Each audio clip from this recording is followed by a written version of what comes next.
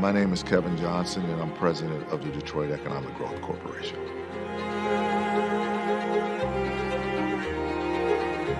Well, for me, it has been being the first at so many things in my profession. In economic development, there is a tendency to default to people who have the perfect track record in order to do the work that has been tasked and assigned. And me being the first African-American president of the Athens, Georgia Chamber of Commerce, me being the first African-American president at the High Point, North Carolina Economic Development Corporation. All of those types of firsts has allowed me to get in rooms that weren't built and designed for me to be in. And I was able to get in them and learn so much about how business is done and what decisions needed to be made in order to invest capital in communities that need it. And I'm very thankful that I've had those opportunities along the way. When they can see you ask questions, when they can see you feel like you have command of a subject, when people can see you say, well, why would you do it that way? When there's nothing in your background, nothing that they thought that you had the capability of asking, questions that they didn't think you had the capability of asking, and you ask them in a way that resonates with people who doesn't necessarily know that you have that kind of background, gives them a level of confidence and pride that you know the questions to ask. You know what answer to seek, and you can build a strategy based on that.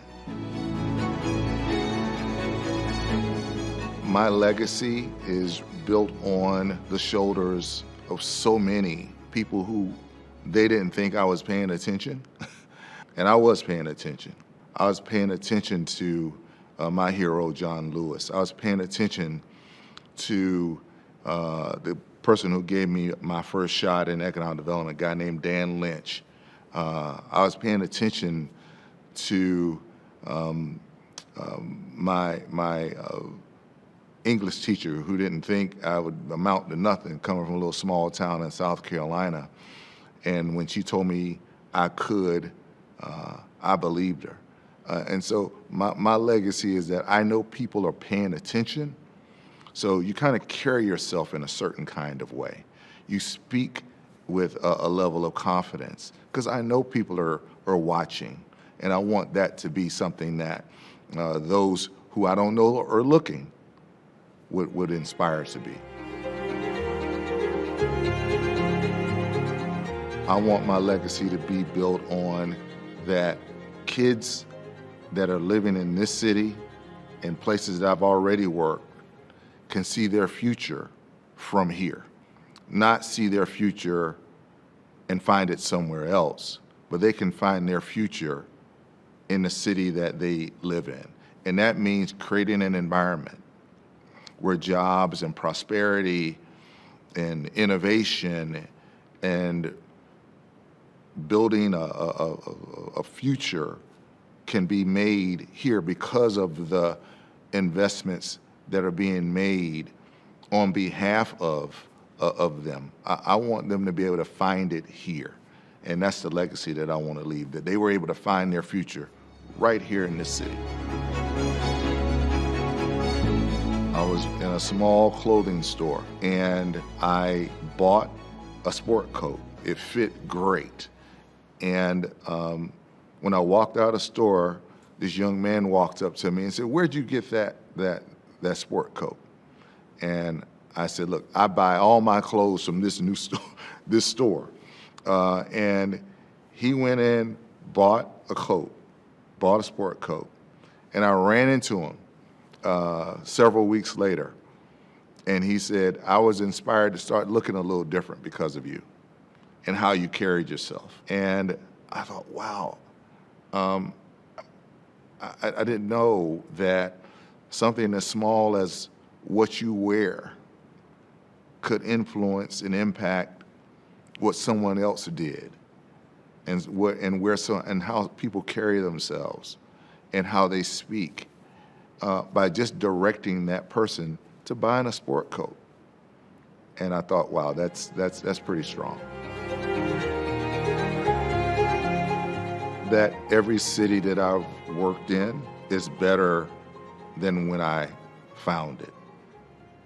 And I can say that because my career has taken me from one side of this country to the other, that every city that I've worked in, I've learned that it was much better than when I found it, when I arrived, because of some of the things that I was able to accomplish in my career. And I think that when you can be in any situation, whether it's in a city that you work in a relationship that you have, that if it's better than when you found it, you should mark that as a successful journey in your life. The best advice I ever got was from a college professor. He said, when someone tells you you can't, find another way. And I tried to do that. When someone tells me I can't, I just go and find another way. If I didn't have it academically, I just try to find another way. If I didn't have the physical capability to get to where I needed to go, I found another way. Because the journey is the reward. Try not to be me. Focus on being you.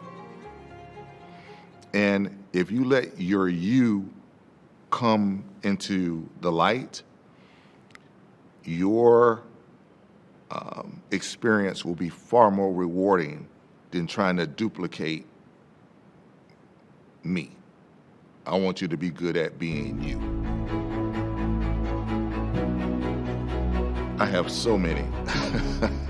Where I am in my life now, as I start thinking about, legacy, that would have to be John Lewis,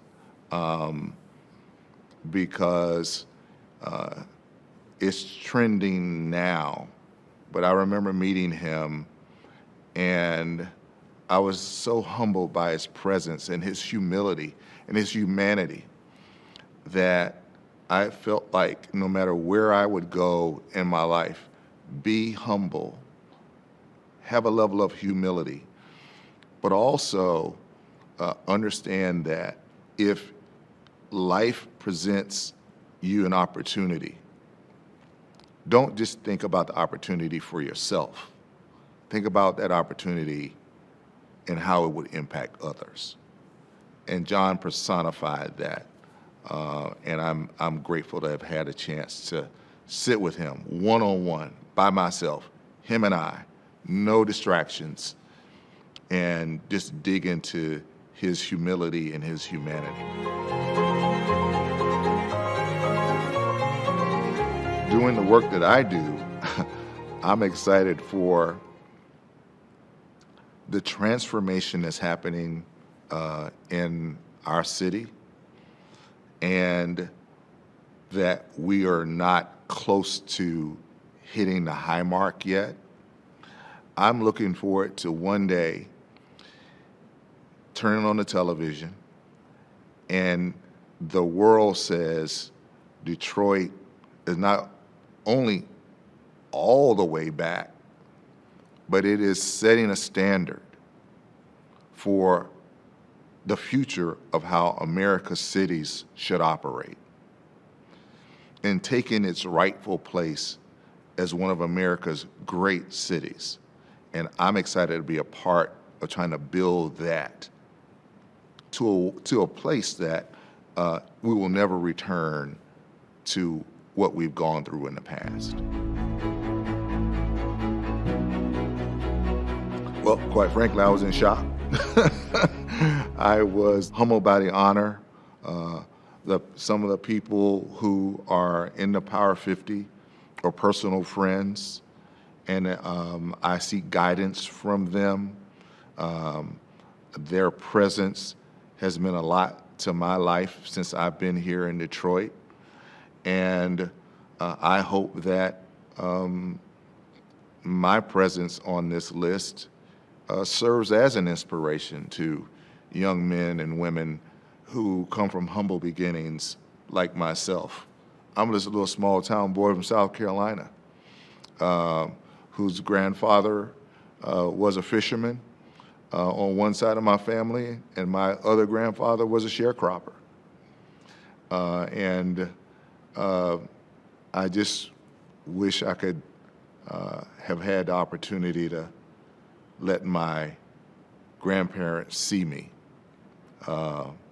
and say to them that I'm standing on you, and I'm leaning into you, because I don't think their dreams would have ever seen this far.